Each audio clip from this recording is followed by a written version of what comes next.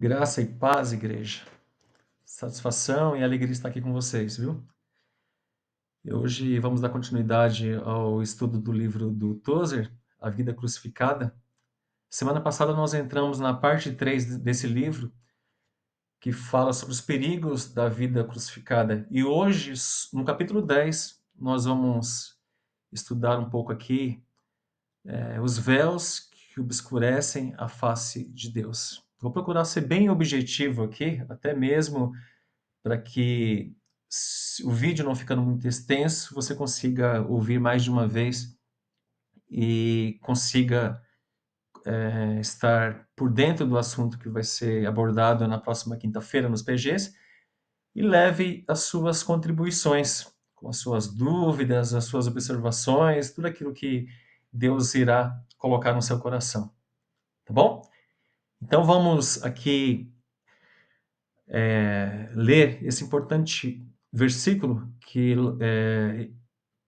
Tozer cita bem no começo aqui do capítulo. Irmãos, não penso que eu mesmo já o tenha alcançado, mas uma coisa faço, esquecendo-me das coisas que ficaram para trás e avançando para as que estão adiante, prossigo para o alvo a fim de ganhar o prêmio do chamado celestial de Deus em Cristo Jesus.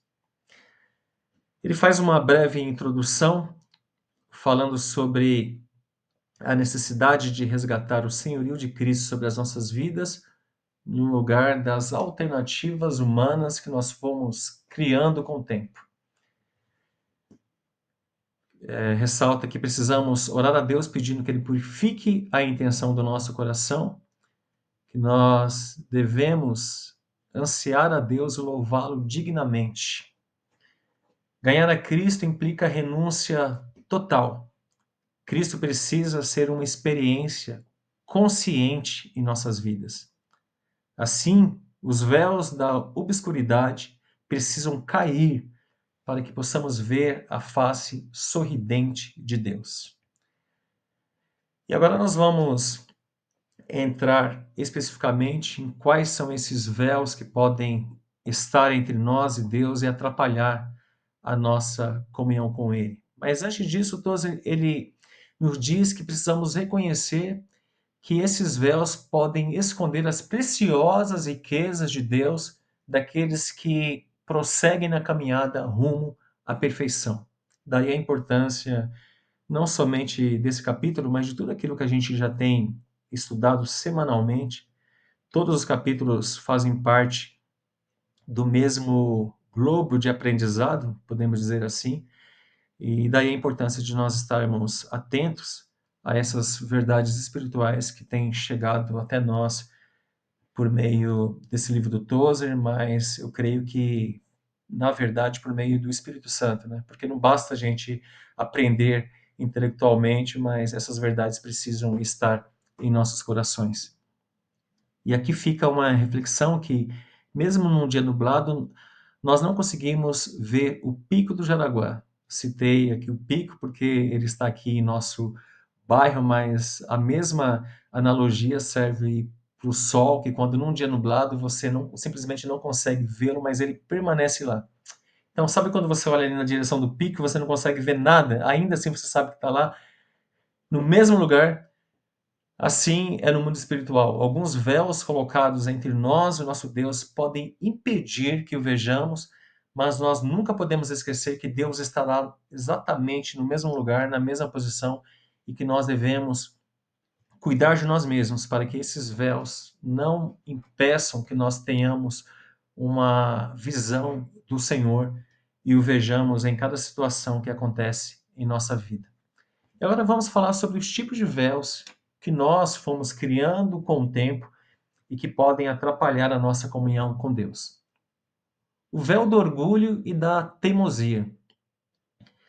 Tozer fala que esse é um dos véus mais fortes que podem nos atrapalhar, porque como é difícil, né, o ser humano lidar com o orgulho e com a teimosia. Como nós, em nossa natureza, se não for controlada pelo Espírito Santo, nós tendemos a ser pessoas orgulhosas e também teimosas. Tozer ele fala que o ego, citado lá quando nós estudamos psicologia, ele expressa a raiz de todos os nossos problemas conosco mesmos e com o mundo que nos cerca. Por quê? Porque nós temos uma visão muito elevada a respeito de nós mesmos. E essa visão pode chegar mesmo ao ponto da gente se achar até mesmo mais importante do que Deus. Pode ser que esse orgulho tome o lugar de Deus em nossos corações. E algumas pessoas acabam sendo tão, mas tão orgulhosas que mesmo quando elas estão erradas, essa teimosia que acompanha o orgulho as impedem de reconhecer esse fato. E isso acaba criando um conceito distorcido sobre a autoridade de Deus em nossas vidas. Então, todos nós precisamos estar atentos para que o véu do orgulho e da teimosia não nos impeça de enxergar o nosso Deus. Outro véu que pode nos atrapalhar é o véu da vontade própria. Esse véu que está associado também ao orgulho e à teimosia, pode ser que no mundo aí fora, entre as pessoas naturais que não conhecem a Deus, seja visto como uma coisa positiva. Mas quando nós trazemos isso para o conceito da igreja, isso acaba sendo devastador, porque a vontade própria pode usurpar a vontade de Deus em nossas vidas. E Jesus, ele sempre ensinava para os discípulos que a comida dele não era fazer a vontade dele, mas era fazer a vontade de Deus. Então, a vontade de Deus é que deve ocupar o primeiro lugar no nosso coração e não a nossa própria vontade. E o que que acontece? Assim, por como a vontade própria se importa somente com o agora, ela deixa de considerar a vontade de Deus, que é o melhor para a nossa existência, que a médio e a longo prazo será o melhor para nós. Então nós precisamos romper com o véu da vontade própria. Fora isso, existe também o véu da ambição religiosa. É engraçado como até mesmo no ambiente religioso, o pecado, se a gente não tomar cuidado, ele pode nos cegar e nos levar para um caminho longe da vontade de Deus. De maneira que a ambição religiosa também se apresenta como um verdadeiro véu que nos atrapalha de enxergar ao nosso Senhor. Por quê? Porque a igreja precisa estar o tempo inteiro atenta à comissão que recebeu do próprio Deus, porque senão ela pode perder o foco em sua missão. Eu sei que muitas igrejas estão muito preocupadas com o seu crescimento. E o crescimento é sim algo importante, mas se a igreja, e aqui eu me refiro à igreja de Cristo, se ela não estiver atenta, algumas coisas como a política, questões sociais, educação e outras coisas poderão facilmente nos distanciar da aprovação de Deus. Existe também o véu do medo. O pai do medo, Tozer fala que é a incredulidade. Este véu distorce esse aspecto sorridente da face de Deus, pois ele faz com que, ao invés de nós olharmos para Deus, nós comecemos a olhar as circunstâncias. Ele cita Sadraque, Mesaque e Abednego, que mesmo quando eles estavam ali naquela fornalha de fogo ardente, ainda assim, o que eles fizeram? Eles mantiveram a sua fé. E quando nós olhamos para as circunstâncias à nossa volta, quando nós permitimos que o medo tome o nosso coração, nós não conseguimos contemplar a Deus. Nós lembramos também daquela passagem, conhecida passagem que Jesus está ali no barco e os discípulos ficam morrendo de medo porque eles achavam que eles iriam morrer por causa daquela tempestade. E Jesus, quando aparece, diz para eles: Não temas. O Senhor sempre nos diz: Não temas. E quando nós conseguimos olhar a Deus, realmente o medo sai do nosso coração. Por isso que o medo realmente é um véu que nos atrapalha. Fora o medo, existe também o véu do dinheiro. Esse é um grande véu que pode obscurecer a face de Deus em relação ao cristão. Como é fácil a gente ficar enredado nas finanças, na teia das finanças. Às vezes a gente pensa que isso se aplica somente às pessoas que têm muito dinheiro. Mas não. Tozer fala que tanto o fato de ter muito dinheiro como não ter dinheiro suficiente pode ser uma teia e o véu e o dinheiro acaba se apresentando como um véu na vida dessa pessoa, porque ela, de alguma maneira, ela é impedida de olhar para o Senhor. Por isso Tozer nos diz que o véu do dinheiro não diz respeito à quantidade de dinheiro que você possui, mas quanto o dinheiro possui de você. Eu sei que muitas pessoas citam o versículo bíblico de Paulo a Timóteo dizendo: "Ah, porque o dinheiro é a raiz de todos os males", quando na verdade a Bíblia diz que o amor ao dinheiro é a raiz de todos os males. Porque o dinheiro é importante, mas ele nunca deve ser um véu em nosso coração ao ponto de que nós não possamos ver ao Senhor. E na verdade a gente sabe que para algumas pessoas até mesmo uma pequena quantidade de dinheiro é o suficiente para afastá-las de Deus. Mas você fala também que existe o véu das amizades. Interessante que quando nós pensamos nas amizades, nós pensamos assim: que véu que seria esse? Será que é das pessoas que nós conhecíamos antes de conhecer a Deus? As pessoas do mundo que querem nos arrancar da igreja? Mas Tozer fala que não, ele fala que essas amizades são de pessoas de dentro da própria igreja. Que às vezes algumas pessoas vão para a igreja não com o intuito de adorar a Deus, de cultuar ao Senhor, mas estão indo àquele local porque ali terão pessoas que elas gostam de conversar, que elas gostam de ter amizade. Não que isso seja errado, mas isso nunca deve ocupar o primeiro lugar em nosso coração, porque nós não fomos chamados para nos ajustarmos às nossas amizades, mas a Deus. Quando consideramos nossas amizades mais importantes que a comunhão com o nosso Pai, isso se torna uma obscuridade, de forma que não o vejamos. Existe também o véu da nossa posição social. Como que nós, às vezes, gostamos de nos engrandecer por causa do nosso conhecimento, os diplomas que carregamos, o dinheiro que nós temos, enfim, o nosso status quo. E às vezes isso se mascara até mesmo nos trabalhos voluntários que nós fazemos na igreja, em determinadas posições que nós ocupamos.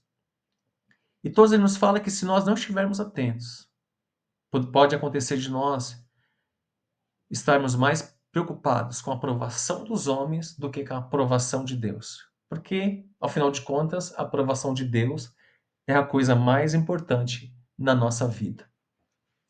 E qual é a conclusão de tudo o que nós estamos vendo? Identificados os véus, e aqui eu quero dizer para vocês que os véus que podem nos atrapalhar de enxergar a Deus não são apenas esses. Tozer, desde o começo do seu livro, ele fala que, além dessas opções que ele coloca, algumas outras coisas podem nos atrapalhar na caminhada da nossa fé. Agora eu pergunto para você: qual deve ser nossa postura diante desses véus para que possamos eliminá-los de nossas vidas? E agora vamos pensar: como lidar com esses véus? Primeiro passo: arranque os véus. O primeiro passo é reconhecer a existência desses véus e fazer algo para eliminá-los de nossas vidas. Porque identificar, com certeza, é o primeiro passo. Mas se a gente não eliminar, do que adiantou? Porque somente quando a gente os elimina é que a luz da face sorridente de Deus brilha sobre nós. Lembre-se, a face de Deus está sorrindo em nossa direção. Quer a vejamos, quer não. Assim, como eu disse lá atrás, como o Pico do Jaraguá permanece exatamente no mesmo lugar nos dias nublados, independentemente das circunstâncias pelas quais você está passando, o que te cercam, ainda assim Deus está lá no mesmo lugar, olhando para você. O segundo passo é: não tenha rivais para com Deus. O nosso Deus é um Deus ciumento e não suporta rivais. Qualquer rival que você tolere na sua comunhão, na sua vida com Deus, será um obstáculo entre você e o seu Pai. É óbvio que você não vai deixar de ser salvo por isso, você não vai deixar de ser justificado, mas ainda nessa vida você não vai experimentar a presença de Deus em sua integralidade. Você vai viver aquém da vida abundante que Jesus veio trazer. Eu tenho certeza que isso é o que você menos quer. Porque todos nós queremos viver a vida abundante que Jesus veio trazer. A face de Deus sorri em direção do seu povo, que precisa aprender a romper com os véus para que vejam o seu lindo sorriso, porque o Senhor sempre está olhando para nós. Passo 3: não se deixe enganar. Alguns dizem erroneamente que a apostasia acontece somente com os pecadores. Mas a grande verdade é que isso não faz o mínimo sentido, porque a apostasia, se é verdadeira, acontece justamente entre os que creem. Mas hoje, assim como na época de Jesus, havia muitos líderes que enganavam o povo, e eu disse aqui que, por incrível que pareça, existem líderes religiosos hoje em dia mais mentirosos do que aqueles da época de Jesus. Então essas pessoas dizem que não existe apostasia de crente, mas a grande verdade é que cada um de nós precisamos estar firmes nos ensinos de Cristo e na pregação genuína do Evangelho do Senhor. Se o crente for vencido pelos véus, ele deixará de ver a Deus e se desviará do caminho correto, que é sempre estar em sua maravilhosa presença. Próximo passo para lidar com os véus: não crie limites para o Espírito Santo. Nenhum ser humano deverá ditar o quanto você pode ter do Espírito Santo. Somente Deus pode dizer o quanto você pode ter dele. Nós precisamos urgentemente ter o Espírito Santo de volta em nossas igrejas. O Espírito Santo, durante muito tempo, foi negligenciado em nossas reuniões. Aqui eu não me refiro à nossa igreja, mas eu refiro à igreja de uma maneira geral. E Deus, ultimamente, tem despertado a sua igreja para essa grande verdade que nós precisamos do Espírito Santo em nossas vidas. Jesus, quando ele subiu aos céus, ele disse: estou subindo, mas não vos deixarei órfãos. Então, ali ele está dizendo: ouçam o Espírito Santo, obedeçam o Espírito Santo, porque o Espírito Santo os guiará dentro da minha vontade. Então, nós precisamos seguir essa orientação para que a face de Deus continue a brilhar em nossa direção, iluminando a nossa alma. Isso jamais será um fanatismo. Se buscar o Espírito Santo é fanatismo, que nós sejamos cada vez mais fanáticos por Deus. Na verdade, querida igreja do Igreja Batista do Parque Pan-Americano, nós precisamos cada vez mais ansiar pela presença de Deus e sermos fanáticos no bom sentido, que é sempre buscar cada vez mais a presença do Espírito Santo. E por último, o último passo que eu quero citar aqui é: pare de vaguear. Na medida em que identificamos esses e outros véus que possam surgir em nossas vidas, precisamos colocá-los sobre os nossos pés e nos levantarmos sobre eles. Obviamente, somente conseguiremos fazer isso com a ajuda de Deus em nossas vidas. Porque Romanos 8:26 diz: o Espírito nos ajuda na nossa fraqueza. E no original quer dizer que ele pega firme juntamente conosco para nos capacitar a produzir frutos para Deus e para que nós possamos viver a plenitude do Evangelho de nosso Senhor Jesus Cristo, reinando em vida. Sei que muitas pessoas pensam em reinar com Cristo lá no milênio. Não que não possam, será maravilhoso. Mas Cristo tem no tempo presente um reino para nós. Deus espera em Cristo que nós possamos reinar em vida, como filhos, ocuparmos o nosso lugar e exercermos a nossa autoridade em nome de Jesus. E nós só faremos isso se nós tirarmos esses véus que podem e que, na verdade, nos atrapalham de enxergar o nosso Senhor. E como eu disse, não somente esses véus, mas tudo aquilo que se colocar entre nós e o nosso Deus, nós devemos tirar das nossas vidas. Vencido o desafio aí de terminar antes dos 20 minutos, espero que você ouça mais de uma vez esse vídeo, que você compartilhe ali no seu PG, que não tenha vergonha, coloque para fora aquilo que Deus colocou no seu coração e que nós sejamos essa igreja cada vez mais unida, que cresce na graça e no conhecimento de Jesus, não somente em teoria, mas na prática. Então eu sei que tem essa parte teórica aqui, mas permita que isso entre em seu coração e que nos pequenos grupos isso represente um diálogo, uma conversa sadia e um crescimento entre nós, porque é isso que o Senhor espera para nós, enquanto nós caminhamos para ser a igreja que Ele quer que nós sejamos. Que Deus nos abençoe, em nome de Jesus. Ótimo PG.